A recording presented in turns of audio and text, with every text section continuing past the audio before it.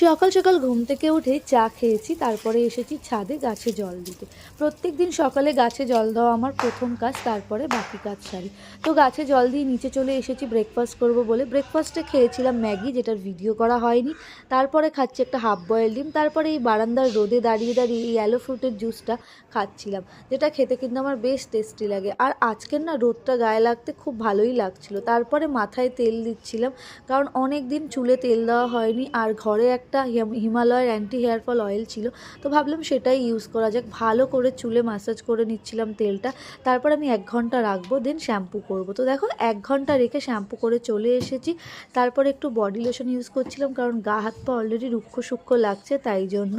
তারপরে একটু ঘরেই স্কিন কেয়ার করছিলাম। আর এই আজকের পুরো দিনটা আমি আর কি করেছি, এটার বড় ভিডিও খুব তাড়াতাড়ি আমি আমার চ্যানেলে আপলোড করে দেবো, তোমরা চাইলে দেখে নিতে পারো। তো এই ভিডিওটা এতটুকুই, দেখা হচ্ছে নেক্সট ভিডিওতে। টাটা।